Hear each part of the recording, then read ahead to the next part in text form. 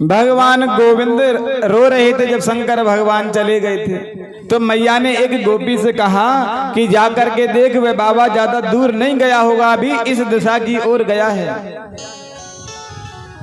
एक गोपी दौड़ी दौड़ी गई, देखा कि बाबा पेड़ के नीचे बैठे हुए हैं, तो बाबा से कहने लगी, बाबा तुम्हें हमारी माता ने याद किया है, मैया ने याद किया है, तुम चलो, तुम्हें बुला रही है। शंकर भगवान ने कहा कि हम तो नहीं जाएंगे। बोले हमें उसका बालक देख करके डर जाता है, अपने बालक के वे दर्शन नहीं करवाती, दिखाती नहीं, हम नहीं जाएंगे। पहले पूछ क्या हो अपनी मैया से, हमें लाला के दर्शन करवाएगी या नहीं करवाएगी। गोपी बेचारी दौड़ी दौड़ी गई मैया के पास कि मैया बाबा ने कहा है कि मुझे लाला का दर्शन करवाएगी तो ही आऊंगा, अन्यथा आने वाला नहीं। अब चिंता तो हुई, मैया ने कहा कह देना बाबा को बुला लाओ कि मैं खूब लाला के दर्शन कराऊं। गोपी गई, जाकर के मैया बाबा से कहा कि बाबा मैया ने कहा है लाला के खूब दर्शन कराएगी, चलो तो सही। अब बाबा वहां से तैयार होकर के चल दिए। जैसे ही नजराने के महल पर पहुंचे, मैया गोद में लेकर खड़ी है लाला को, कहने लगी बाबा लाला को यहीं से देख ले, पर ऐसा कछु करो कि मेरो लाला रोवे ते बंद है जाए। शंकर भगवान ने कहा कि मैया एक काम कर, तेरे लाला को मुझे दे दे। बोले नहीं, लाला तो नहीं दूंगी बाबा, केवल दर्शन की बात है भाई, केवल दर्शन करवाए सब, गोद में ना दूंगी। ठीक है मैया, तो हम जा रहे हैं। अरे बाबा बुरो मत मान, ले भगवान शंकर के गोद में लाला को दे दिया। और जैसे ही शंकर भगवान की गोद में आए, लाला हंसने लगे, तुरंत मैया ने छीन लिया। और मैया की गोद में आए तो रोने लग जाएं, और शंकर भगवान की गोद में जाएं तो हंसने लग जाए। मैया ने कहा बाबा कछु ऐसा करो कि मेरी गोद में भी रोवे नहीं, हंसे ही हंसे। शंकर भगवान ने कहा कि मैया तू अपने घर में मेरा एक मंदिर बनवा ले, और जब लाला को स्नान कराए ना तो उसको ऊपर बिठा करके करवाना, शिवलिंग की स्थापना करवा ले। रह रहे योगी नंद भवन में, ब्रज में वासो कीजय, जब जब मेरो लाला रोवे, तब तब दर्शन दीजे। शंकर भगवान का बड़ा ही सुंदर मंदिर बनाया। नंद बाबा को भी खुशी थी यहाँ पर, क्योंकि लाला बहुत समय में हुआ है। अपने गुरु जी को बुलाया, सांडिल्य गुरु जी को, वे 108 ब्राह्मण लेकर के आए, और भगवान का जो भी कार्यक्रम था सभी संपन्न करवाया, आशीर्वाद प्रदान किया। और नंद बाबा ने ब्राह्मणों को लाला के जन्मोत्सव की खुशी में 7 तिल के पहाड़ दान किए। धेनु नाम नियुते प्रादात विप्रेभ्य समलंकृत, सोना चांदी जो भी बना वह अपने गुरु जी को उन्होंने भेंट किया। और दान करना भी चाहिए, ब्राह्मण को दिया हुआ दान तो काम आता ही है। लेकिन हर कोई दान नहीं दे सकता, हर किसी का मन दान देने का नहीं होता, क्योंकि भगवान जिनको दान देने का मन रखता है, मन देता है, उनको धन नहीं दे पाता। और जिनके पास में धन बहुत होता है उनका दान देने का मन नहीं होता। हर कोई दान भी नहीं दे सकता अपनी कमाई में से। राजा महाराजा तो जानते थे, क्योंकि दान करें कल्याण, दान कल्याण की ओर हमें लेकर के जाता है और हमारे धन का शुद्धिकरण होता है। ऐसी एक मुझे कथा याद आ रही है। एक सेठ जी जिन्होंने अपने पूरे जीवन में कभी भी दान नहीं किया और दान देने का मन भी नहीं होता, और नाम था उनका दानचंद। नाम दानचंद, पर दान कभी भी किसी को नहीं करते। उनकी पत्नी कहती कि महाराज पास में कथा भागवत हो रही है, कुछ दान कर दो, भंडारा हो रहा है, कुछ दान कर दो। पत्नी से बोलते तो देवी क्या हम ही रह गए हैं दान करने के लिए? दुनिया बहुत बड़ी है और कोई दान दे देगा, दान नहीं करता। एक दिन पत्नी ने कहा, कभी आपने दान नहीं किया है तो कम से कम अपने पापों को दूर करने के लिए पास में गंगा जी बहती है, गंगा जी में ही स्नान कराओ। बोले हाँ चलो ये बात ठीक है, हम गंगा जी में स्नान कराते। अब गंगा जी भी थोड़ी ज्यादा दूर नहीं थी, कोई 12-13 किलोमीटर पास में ही थी, लेकिन कंजूस इतना कि एक धेला भी खर्च नहीं हो जाए, सो अपने गांव से पैदल पैदल गंगा जी के लिए चला गया। अब गंगा जी पर पहुंचा, दोपहर होगी, पहुंचते पहुंचते वहां जाकर के देखा घाट पर पंडों की लाइन लगी हुई है, पंडे ही पंडे खड़े। अब बड़ा चतुर था सेठ, सेठ ने सोचा यदि हम पंडों के बीच में गए तो लूट लेंगे, छोड़ने वाले नहीं है पंडे। तो पास में ही एक मुर्दा घाट था, वहां कोई भी नहीं था, खाली पड़ा था, एक पंडा भी वहां नहीं था। सोचा हमें नहाना ही तो है, करना भी क्या है। पत्नी ने कहा है कि गंगा जी में नहा के आना, सो मुर्दा घाट पे नहा लेते हैं, उसमें नहाने में क्या है। सो फटाफट से उन्होंने अपने कपड़े खोले और जा करके गंगा जी में एक डुबकी लगाई। तो भगवान को भी आज कौतुक सूझ पड़ा कि भगत देखो, भगत कैसा है हमारा, एक पैसा खर्च करना नहीं चाहता और नहाने भी मुर्दा घाट पे आया। सो भगवान ने एक पंडे का रूप धारण किया और पंडे का रूप धारण करके प्रकट हो गए। जैसे ही डुबकी लगा करके सेठ जी बाहर निकले, पंडे के रूप में जो भगवान थे, कहा यजमान की जय हो, यजमान की जय हो। जैसे ही सेठ जी ने पंडे को देखा, चिंता में आ गए, पसीना पसीना हो गए। अभी तो यहाँ कोई नहीं था, ये पंडा जी कहाँ से आ गए। बोले महाराज आप कहाँ से आए हैं। बोले भैया हम उन पंडों के साथ में नहीं रहते, भगवान की इतनी बड़ी कृपा है कि हमारे पास में जब कोई एक यजमान आ जाता है तो वे हमें साल भर का राशन दे जाता है। आज आप आए हैं, भगवान ने बड़ी कृपा की, आपको भेजा, सो हमें साल भर का इंतजाम हमारा हो गया। अब सेठ जी मन ही मन सोचने लगे साल भर का। बोले नहीं महाराज मेरी इतनी सामर्थ्य कहाँ कि मैं आपको साल भर का राशन दे पाऊं। भगवान ने कहा हाँ बात तो ठीक है, हर किसी की सामर्थ्य नहीं होती और दान भी सामर्थ्य के अनुसार ही करते हैं। चलो आप साल भर नहीं कर सकते, 6 महीने कर देना। बोले नहीं भगवान 6 महीने बहुत हैं। बोले महीने भर का। बोले नहीं भगवान तो 1 दिन चलेगा। बोले महाराज एक काम करिए भगवान, आप मैं आपको 1 धेला दे सकता हूं और वह भी उधार। युक्ति बना ली उसने, क्योंकि 1 धेला लेने के लिए पंडा जी मेरे गांव में तो आने वाला है नहीं। बोले महाराज केवल 1 धेला दूंगा और वह भी मैं उधार, वही खाते में लिख लो अपने। बोले ठीक है। सेठ जी बाहर निकले, अपने वस्त्र पहने और पैदल पैदल ही अपने गांव में पहुंच गए।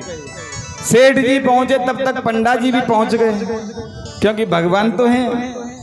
दरवाजा खटखटाया गया। सेठ जी आराम कर रहे थे, सेठानी बाहर आई, पूछने लगी आप कहां से आए हैं, कौन हैं। बोले हम गंगा जी के हरिद्वार से आए हैं, पंडा हैं। तुरंत दौड़ के सेठ जी के पास में गई, क्या आप कोई पंडा जी को कुछ बोल करके आए थे, कुछ देने के लिए। बोले हाँ देवी देख वह तो बाहर आ गया। बोले इतनी जल्दी आ भी गया। बोले हाँ बाहर खड़े। तो उनको कह दो कि बीमार हो गए। सेठानी बाहर गई, कहने लगी महाराज क्या बताऊं, प्रातः काल जल्दी गए थे, पैदल पैदल गए थे, जो थोड़े बीमार हो गए हैं, अब शरीर में सामर्थ्य नहीं है उनकी में, सो कभी बाद में आ जाना, आप बाद में आप बात कर लेना।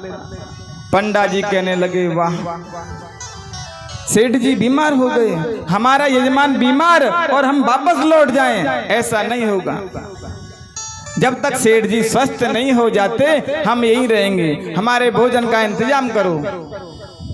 तुरंत दौड़ के गई कि महाराज वे तो रुकने के लिए बोल रहे हैं, एक काम करो उनसे जाके कह दो सेठ जी मर गए।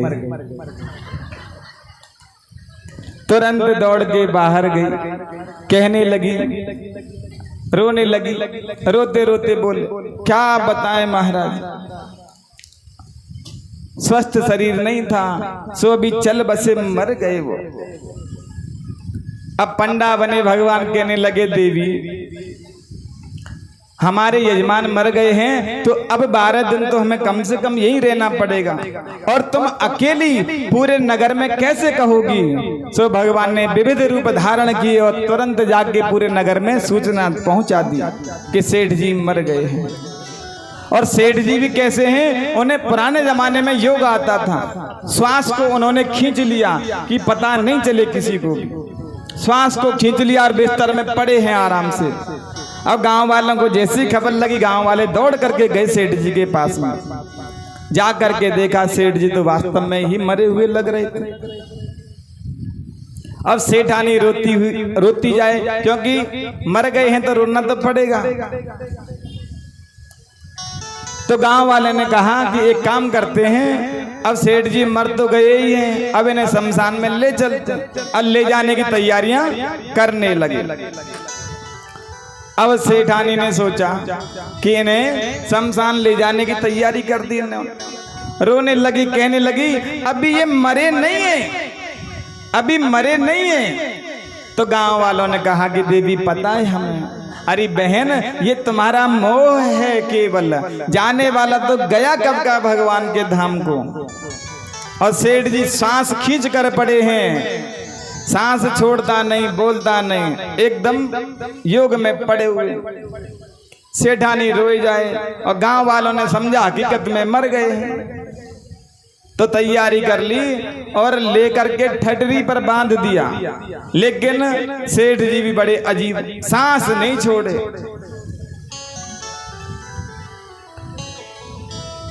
आज भगवान को भी हंसी आने लगी मन ही मन में, भगत तो बहुत देखे पर तुम्हारे जैसा नहीं देखा। सो भगवान ने कहा, जब ठटरी पर बैठा कर तैयारी हो गई थी तो कहने लगी ये हमारे यजमान हैं, तो अभी हमें एक मंत्र बोलना है इनके कान में। कि हाँ महाराज चलिए मंत्र बोल दीजिए। तो भगवान उसके कान के पास में झुके, कहने लगे, अरे सेठ जी मैं बैकुंठ से आया हूँ, तुमसे नाता जोड़ा है, मैं भगवान हूँ, नारायण हूँ। और जैसे ही सुना कि भगवान आए हैं, आंखें खोली, और जैसे ही आंखें खोली तुरंत पंडा जी दिख गए। पंडा जी दिखे, आंखें फिर बंद कर ली, ये तो 1 पैसा मांगेगा। भगवान कहने लगे, भैया तुम जीते और हम हारे, बताओ हम तुमसे प्रसन्न हैं, क्या चाहते हो। बोले महाराज इच्छा कुछ भी नहीं है, जो 1 पैसा ना केवल ढेला दीजिए छोड़, महाराज केवल ढेला छोड़ दो। तो कहा गया है कि जिनके पास में देने के दिन होते हैं वे देते नहीं, और जिनका मन होता है उनके पास में होता नहीं। अब यहाँ आप ही विचार करना, यहाँ भी कथा चल रही है, आप कौन सा नाटक करने वाले। प्रेम से बोलें राधे राधे। आज भगवान गोविंद 1 वर्ष के हो गए, और जो बलराम जी हैं वे 2 वर्ष के हो गए, और दोनों के नामकरण संस्कार नहीं हुए। आज वसुदेव जी महाराज के मन में चिंता होने लगी कि मेरा एक पुत्र 1 वर्ष का और दूसरा 2 वर्ष का हो गया, लेकिन अभी तक उनका नामकरण नहीं हुआ है। तो अपने गुरु से कहा उन्होंने, उनके गुरु हैं गर्गाचार्य जी महाराज, कि प्रभु मेरे पुत्रों का कम से कम नामकरण तो कीजिए आप। गर्गाचार्य जी ने कहा ठीक है, क्योंकि गर्गाचार्य जी जो महाराज हैं वह वसुदेव जी महाराज के कुल गुरु हैं, और जो भगवान गोविंद हैं वे वसुदेव जी के पुत्र हैं, इसलिए नामकरण भी गर्गाचार्य मुनि करने के लिए जा रहे हैं। नहीं तो अब तक तो नामकरण सांडिल्य मुनि कर चुके होते, लेकिन सांडिल्य मुनि उनके कुल गुरु नहीं है भगवान गोविंद के। अब नामकरण संस्कार करने के लिए गए हैं भगवान गर्गाचार्य जी। जब जा रहे थे तो गौशाला के बाहर से कीर्तन करते हुए निकल रहे थे। नंद बाबा ने आवाज सुनी किसी ब्राह्मण की जाते हुए, पूछने लगे महाराज आप कौन हैं और क्या करते हैं? तो कहने लगे भैया हमारा काम क्या है, कहीं विवाह करवाना, कहीं नामकरण करना, कहीं गृह प्रवेश करना। बोले महाराज चोखी याद दिलाई तुमने, मेरे भी 2 बालक हैं और दोनों उनके नामकरण नायब है, तो महाराज मेरे भी पुत्रों का आप नामकरण कर दो। बोले भैया हम तुम्हारा नामकरण कर तो देंगे, लेकिन आप जन्मोत्सव की तरह अगर बड़ा आयोजन मनाया और कोई राक्षस आ गया, कोई विघ्न फैल गया तो फिर क्या होगा? बोले भैया हम नहीं करेंगे नामकरण। नंद बाबा ने कहा चिंता मत कीजिए, आप गौशाला पर ही नामकरण कर दीजिए, हम घर नहीं लेके जा रहे। आप दोनों माताओं को निमंत्रण भेजा गया कि अपने अपने पुत्रों को लेकर के आओ। मैया रोहिणी ने बलराम जी को लिया और मैया यशोदा ने भगवान गोविंद को लिया, लेकिन मैया थोड़ी चतुर तो होती हैं। अब मैया ने सोचा कि नामकरण करने जाना है, पहले कम से कम ज्योतिषी अच्छा है सच्चा है कि नहीं पहचान तो कर लें। तो मैया अपने अपने बालकों को बदल लिया।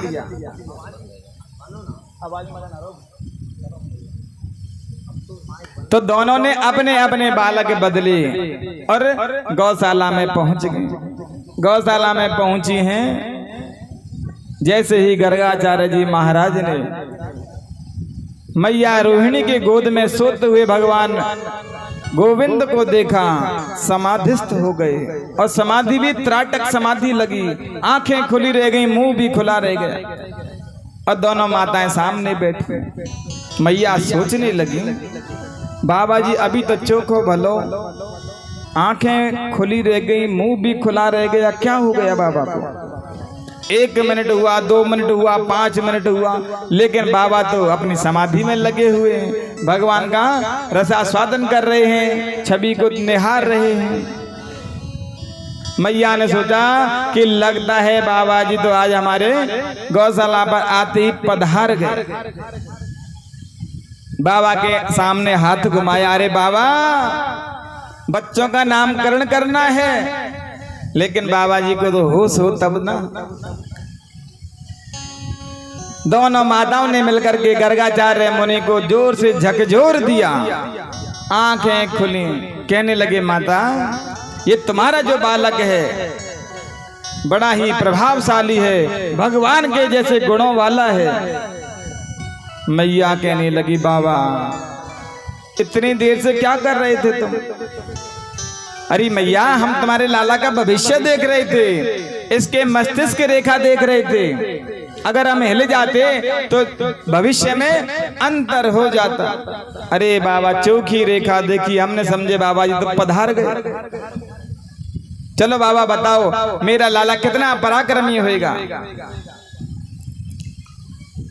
तो मैया यशोदा की गोद में जो बालक था कहने लगे अयम ही रोहिणी पुत्रो रमयन सुहृदय गुणई, यह रोहिणी पुत्र हैं और बल की अधिकता है, इसलिए इनका नाम बलभद्र होगा, बलराम होगा। मैया यशोदा ने समझा कि ज्योतिषी तो पक्का है, तुरंत हीरे की अंगूठी उतारी और बाबा के चरणों में रख दी और एक गर्भ से दूसरे गर्भ में आया है, इसलिए नाम संकर्षण भी होगा। और जो माता रोहिणी की गोद में बैठे हुए हैं ये भगवान गोविंद हैं, भगवान कृष्ण हैं, श्याम हैं, माधव हैं, मधुसूदन, बनवारी, गिरधारी और माता जी इनके नाम अनेक अनुपा। अरे माता इनके तो अनेकों नाम हैं।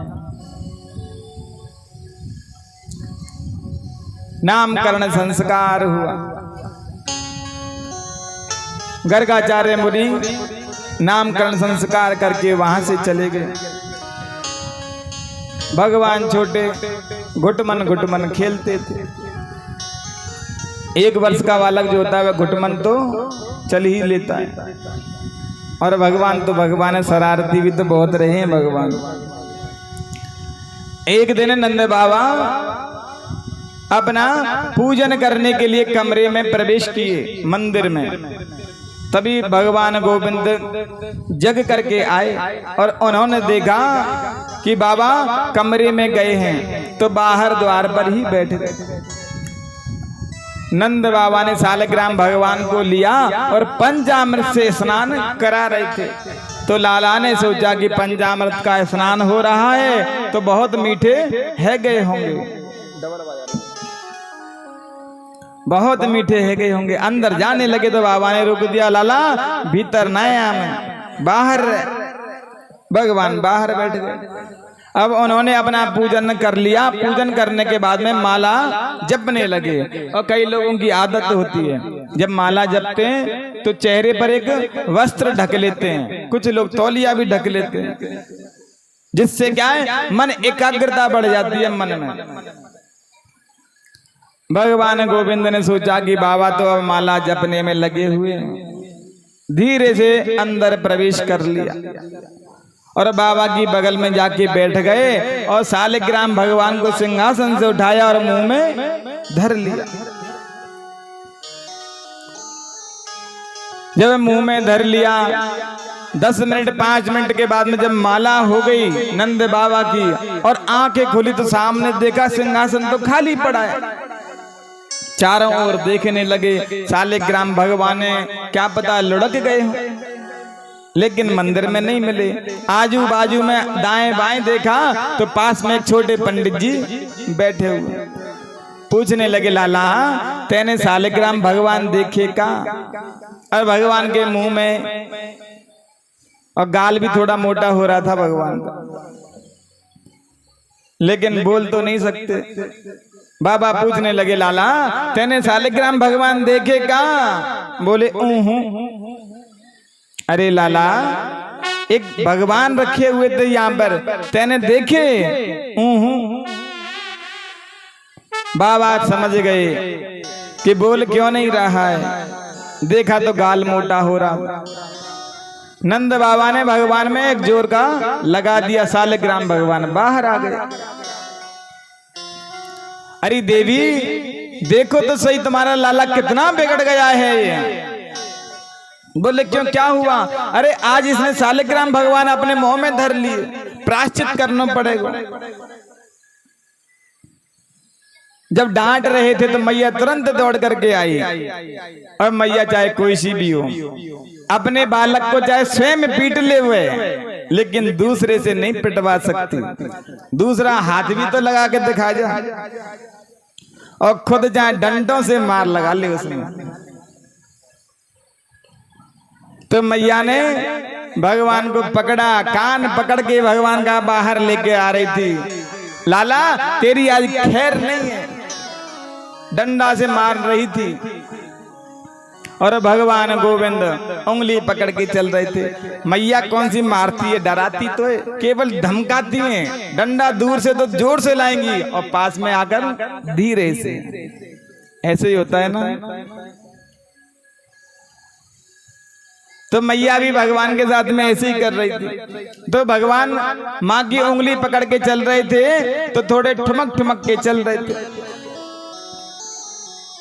आज गोपियों ने देखा कि भगवान पर ब्रह्म आज नाच रहा है। गोपियां तुरंत दौड़ के गईं और एक दूसरी गोपियों से जाके कहने लगी, अरे सखी जाके देखो आज नंदरानी के महल में ब्रह्म नाच रहा है।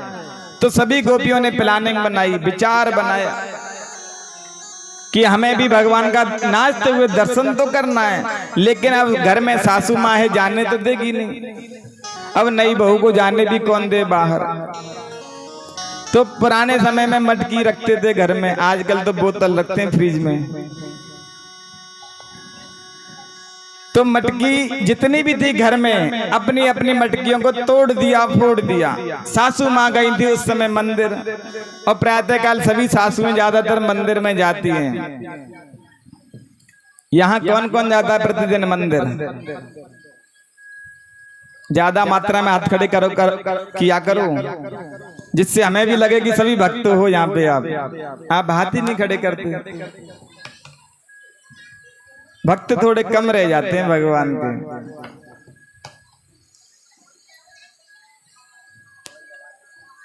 आज जितनी भी मटकी थी सभी फोड़ दी। सासू माता जब मंदिर से लौटी हैं तो क्या देखती हैं, घर में मटकी फूटी हुई पड़ी है।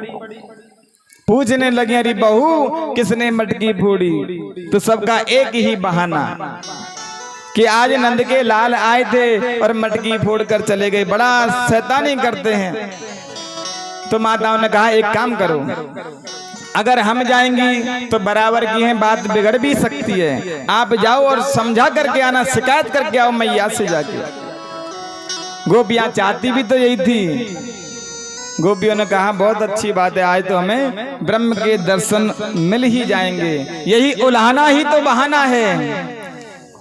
अब गोपियां पहुंची मैया के पास में, तो भगवान गोविंद ने देखा कि गोपियां आ रही हैं। मैया का पल्लू पकड़ा और पीछे छुप गए और थर थर कांपने लगे।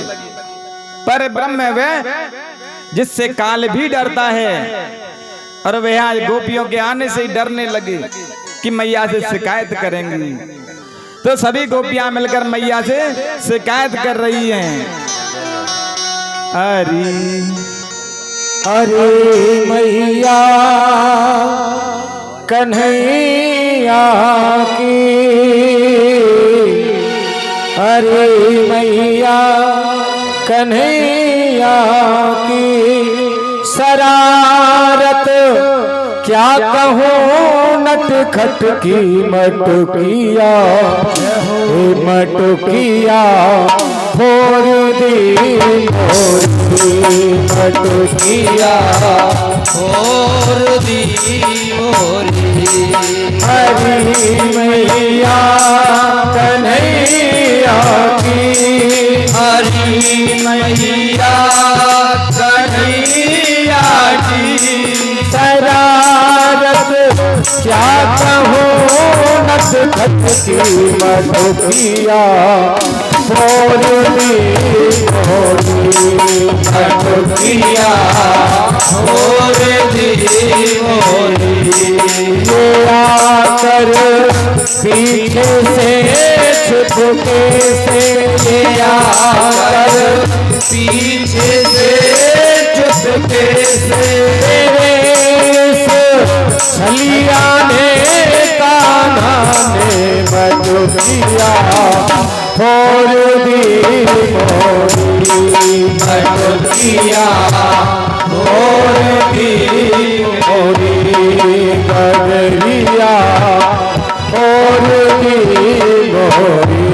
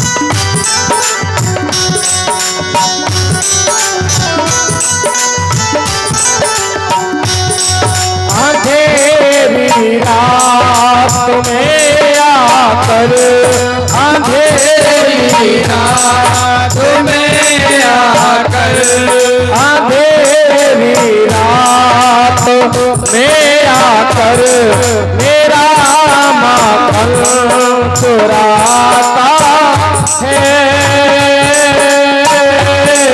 मेरा माखन चुराता है। रात में आकर मेरा माखन चुराता है, मेरा माखन चुराता है। ये लड़ता है झगड़ता है, ये लड़ता है झगड़ता है, मुझे आके दिखाता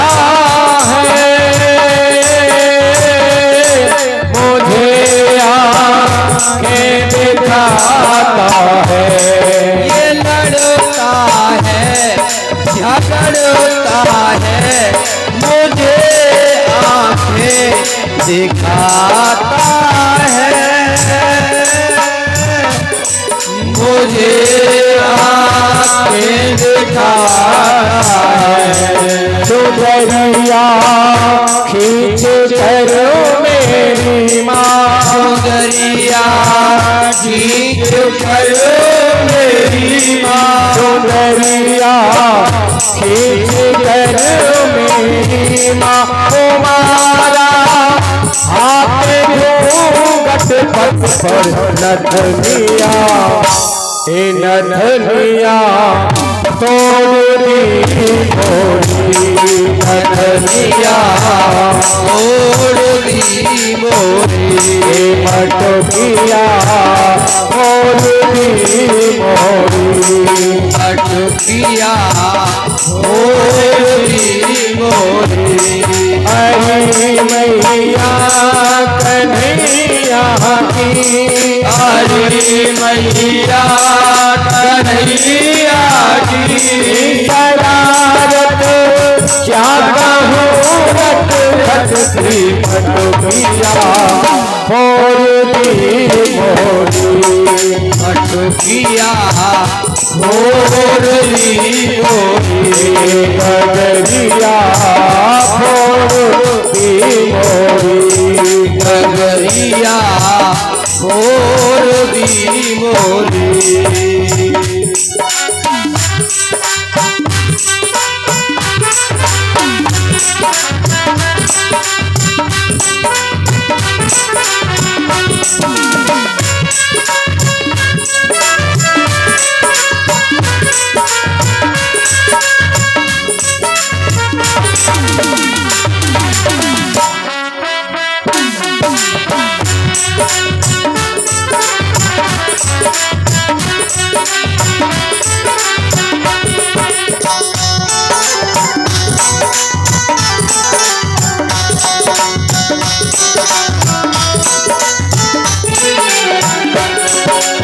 कन्हैया जी कहने लगे, अरे भैया मेरा खोट नहीं है,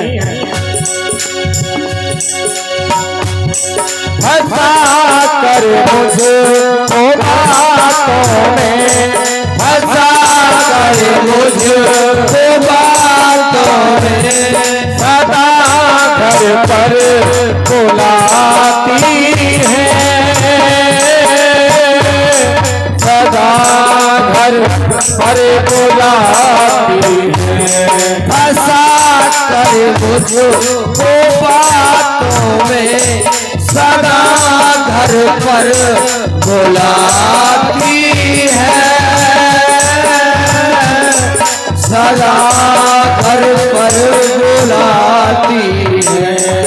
अगर इनकार करूं मैया, अगर इनकार करूं मैया, शिकायत लेके आती है, शिकायत लेके आती है।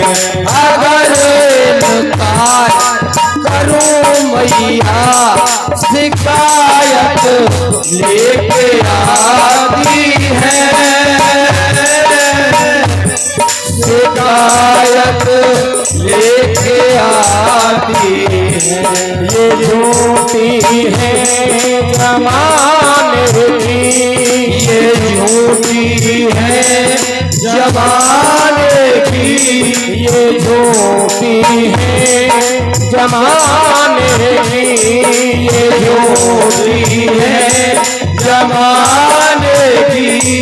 मिली थी मुझको ये पनघट पर बसुरिया, बसुरिया तोड़ दी मोरी, बसुरिया तोड़ दी मोरी, हे बसुरिया तोड़ दी मोरी, बसुरिया तोड़ दे हरी मैया कन्हैया की, हरी मैया कन्हैया की सदारत चाहता हूँ खती बगरिया, बगरिया तोड़ दी मोरी, बगरिया तोड़ दी मोरी, बगरिया तोड़ दी मोरी, हे बगरिया तोड़ दी मोरी, बगरिया